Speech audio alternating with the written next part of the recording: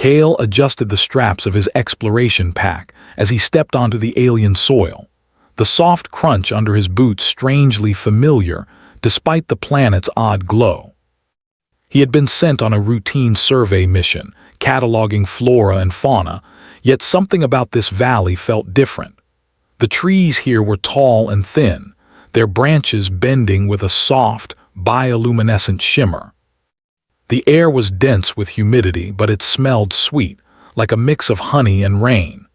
As he moved forward, Kale's attention was drawn to a faint, unusual sound, a high-pitched cry that didn't belong to any animal he had studied. It was weak, desperate, and human instincts told him it was a call for help. He slowed his pace, scanning the undergrowth, ears straining. Then he saw her. She was trapped beneath a fallen branch, partially covered by rocks. Her skin seemed to glow faintly, almost translucent, with light coursing along her arms and shoulders like rivers of liquid silver. She was small and fragile, but the way she struggled told Kale she was strong in spirit. The alien's eyes, large, iridescent, and filled with fear, met his, and something inside him compelled him forward. Kale dropped his pack and carefully knelt beside her. He examined the debris trapping her. The branch was heavy, but with proper leverage he could move it. "It's okay, I'm going to help you," he said softly, though he wasn't sure she understood. Her eyes flickered with a mixture of fear and cautious hope. He wedged a small metal rod under the branch and pushed with all his strength. The branch shifted slightly and Kale's heart raced. One more push and it moved enough for her to wriggle free. She stumbled out, coughing, holding her glowing arms close to her chest. Kale noticed the alien's hands were delicate, almost ethereal. She made a soft, musical sound like a short melody. Kale frowned. She wasn't speaking in any language he recognized, but her tone was grateful. He extended a hand, palm open, and she hesitated before lightly touching it. The sensation was electric, not physically but emotionally. "You're safe now," Kale said. He scanned the surroundings. "Can you walk?" The alien nodded, slowly rising to her feet, wobbling slightly. Kale guided her to a clearer area, watching as she looked around cautiously. The forest was silent for a moment, but then movement stirred in the shadows. Kale's stomach tightened. From between the glowing trees, figures emerged, dozens of them. Tall, slender, and glowing faintly in the dim light, they moved with the grace of someone who had spent their entire lives in this environment. Their eyes were sharp, observing, assessing. Kale stepped protectively in front of the alien woman. She, in turn, moved behind him slightly as if expecting him to act. Kale raised his hands in a gesture of peace. The newcomers halted, their glowing forms creating a surreal halo in the misty forest. One of them, taller and more imposing than the rest, stepped forward. She extended a limb holding a small, glowing object.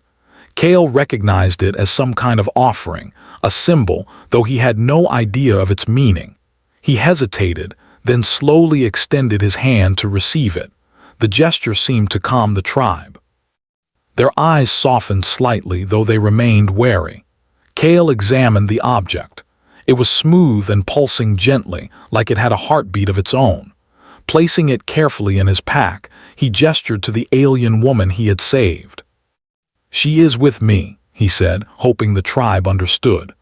The tallest figure inclined her head ever so slightly, and Kale sensed that she had accepted his words. For the next few hours, Kale tried to communicate with the tribe.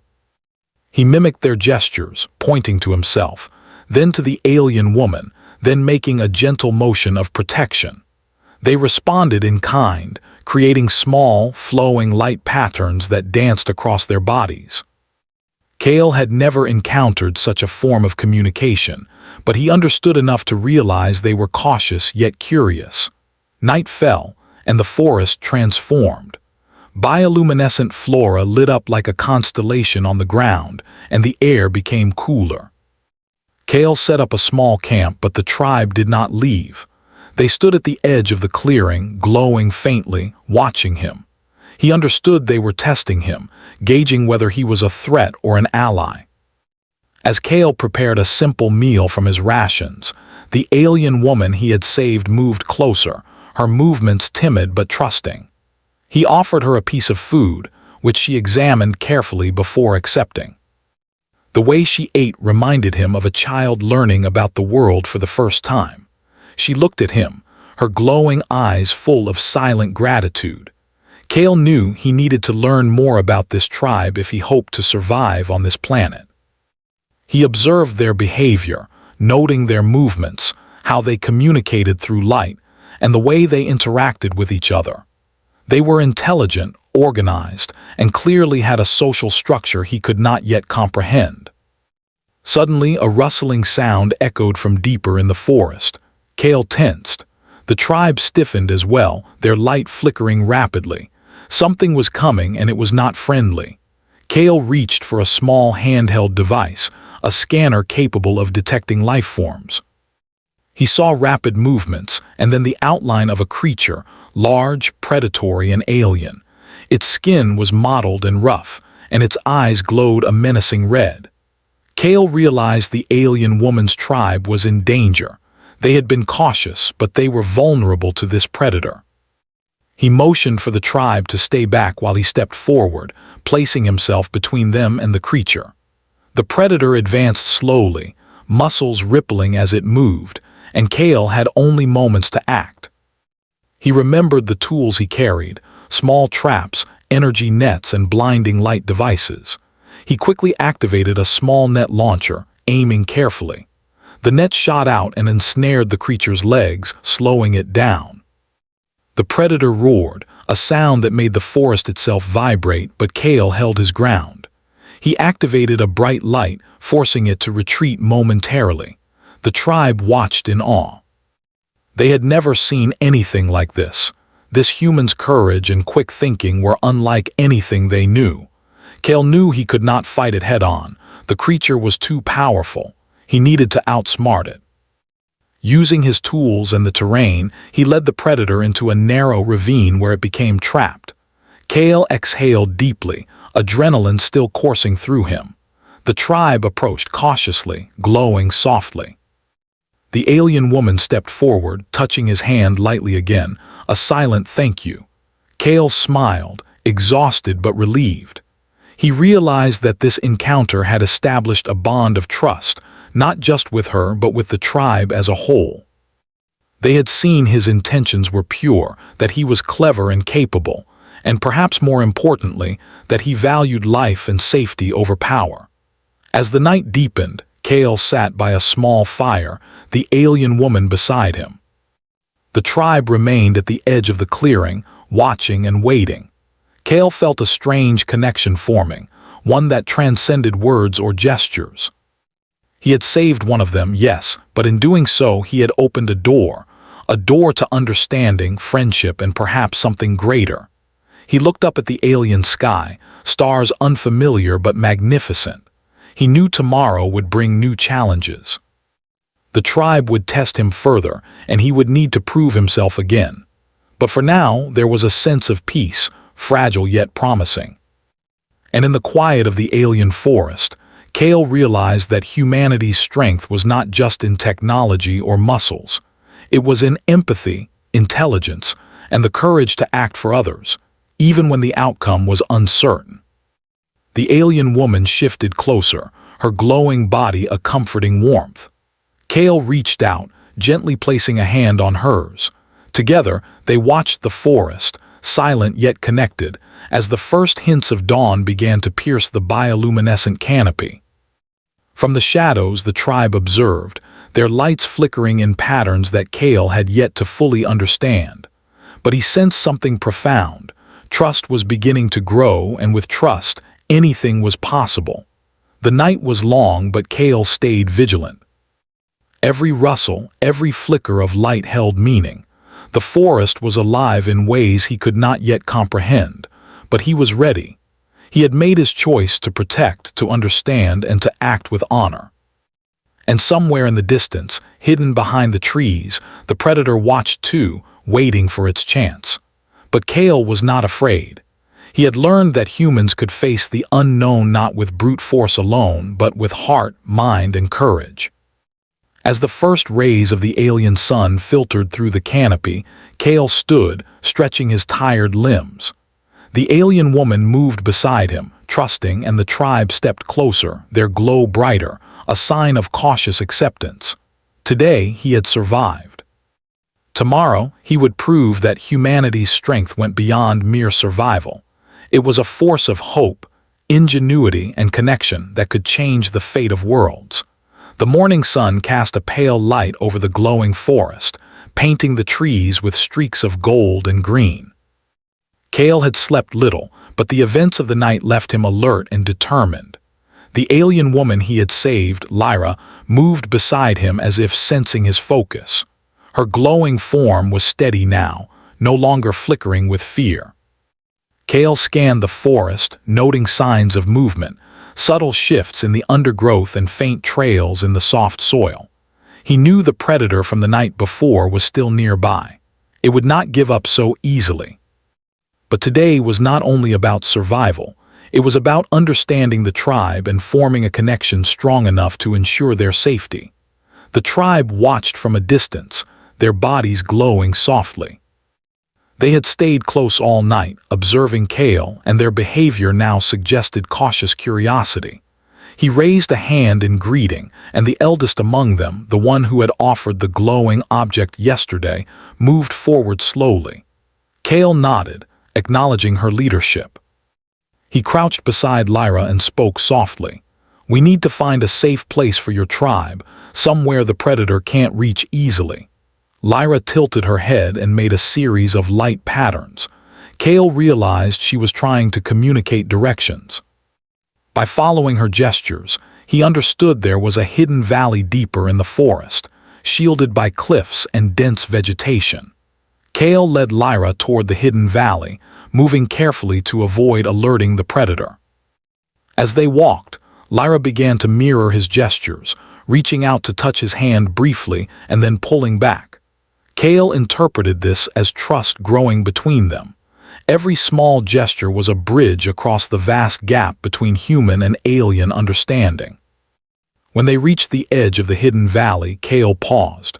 The valley was narrow but deep, with steep sides covered in thick vines. A small stream ran through the center, providing fresh water. It was an ideal natural fortress. Kale gestured for Lyra to signal the rest of her tribe. She emitted a soft, pulsing light, and soon figures began to emerge from the forest. The tribe entered the valley carefully, scanning for danger. Kale stayed behind to observe. They moved with precision, seemingly trained for survival in these forests. Yet their fear of the predator was evident. He realized the creatures that hunted them were not just predators. They were relentless, intelligent, and dangerous. Kale set to work. He gathered materials from the forest, vines, rocks, and bioluminescent plants, and began creating simple but effective defensive traps. He fashioned tripwires and barriers, blending them with the natural environment. Lyra watched intently, her eyes following every movement. She stepped closer at times, offering guidance through her light patterns, showing Kale which areas were most critical to protect. By mid-afternoon, the valley was fortified. Kale and the tribe had created a series of traps and escape routes. The predator could not easily reach the tribe now. Kale felt a surge of satisfaction. Humans were not the strongest creatures by nature, but their intelligence, creativity, and problem-solving skills could level the playing field against even the most formidable threats. As evening approached, the predator appeared again. Its glowing red eyes reflected in the fading light as it prowled the edge of the valley. Kale held his breath, watching the creature. It moved cautiously, sniffing the air, unaware of the traps laid in its path. The tribe stayed hidden, their glow dim, waiting for the predator to enter the valley fully. Kale's traps worked exactly as he had planned. The predator triggered a snare, yelping in surprise as it struggled. Kale activated a small light device, disorienting it further. The creature roared, thrashing against the vines and barriers. Kale remained calm, guiding the predator toward the natural funnel of the valley where it became trapped between rocks and vines. The tribe emerged slowly, their light patterns brightening in a rhythmic, almost musical display. It was a celebration of safety, of survival. Lyra approached Kale, touching his hand with her glowing fingers. He felt warmth and gratitude radiating from her, even without words. The elder of the tribe stepped forward, examining Kale carefully. She reached out and touched the light device he had used. Then she placed a hand on her chest and gestured toward Kale. It was a gesture of acknowledgement, a silent declaration that they recognized his courage and ingenuity. Kale nodded, understanding that trust had been earned. For the next several days, Kale worked alongside the tribe. He helped them reinforce their valley, taught them ways to predict the predator's movements, and learned more about their communication system. The light patterns they used were complex, conveying emotion, intent, and even abstract ideas. Kale found himself mesmerized by the beauty and logic of their language. Lyra became Kale's guide and companion. Together, they explored the valley, marking potential escape routes and food sources. Kale noticed that the tribe respected Lyra in a way that mirrored human familial bonds. She was a leader among them, and her trust in Kale influenced their perception of him. One morning, a smaller predator appeared, testing the perimeter. Kale and the tribe responded immediately. He instructed the tribe to activate certain traps while he confronted the predator directly. Using a combination of agility and quick thinking, Kale diverted the creature toward a pit concealed by vines. The predator fell in, struggling but unable to escape. The tribe emitted a soft chorus of light, expressing approval and relief. Kale smiled. Humans were not perfect, but when combined with empathy, intelligence, and creativity, they could make a real difference, even in a world completely alien to them. The tribe seemed to understand this now. Their fear had been replaced with cautious confidence. Over the following days, Kale continued to learn.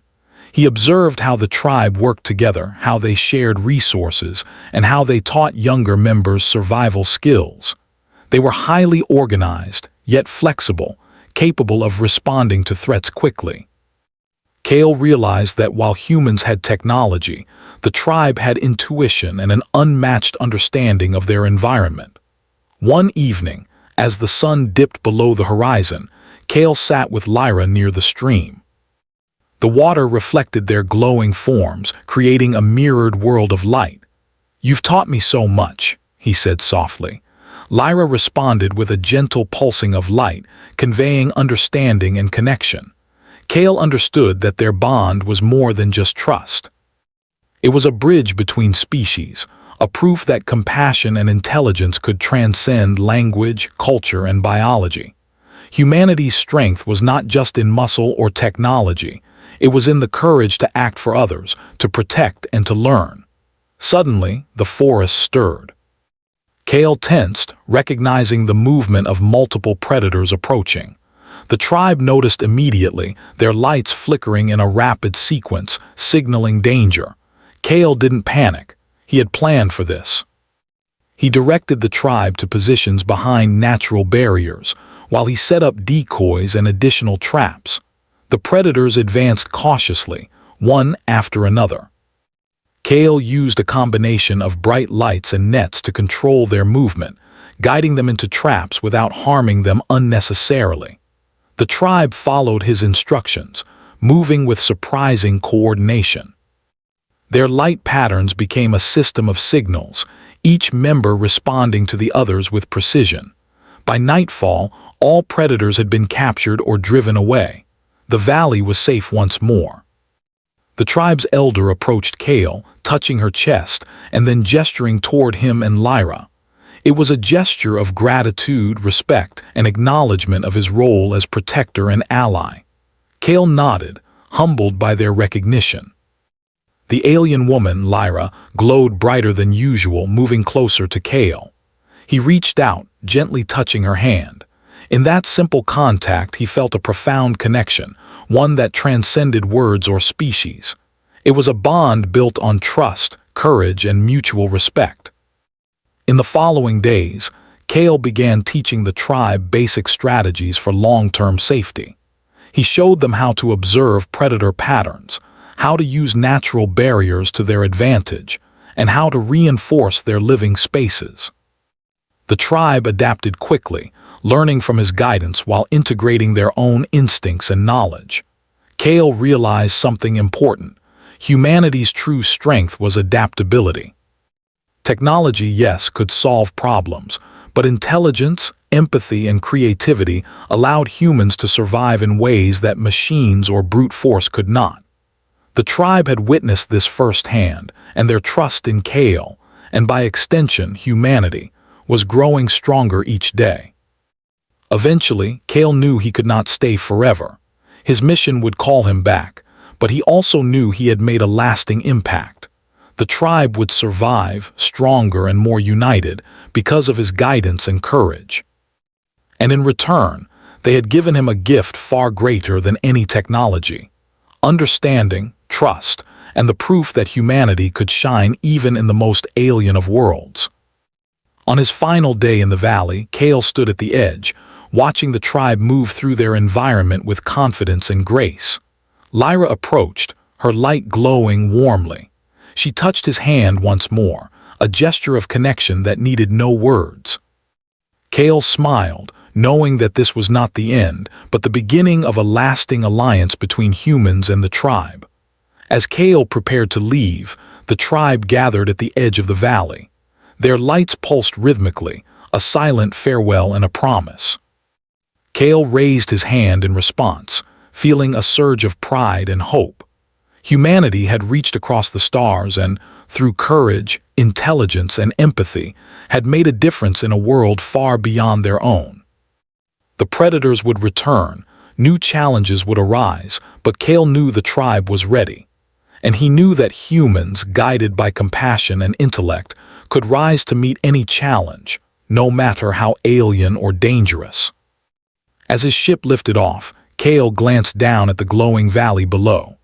The forest shimmered with life, the tribe moving confidently through it, and he felt a deep sense of fulfillment. This world and its people would remember humanity, not as conquerors but as allies, protectors, and friends.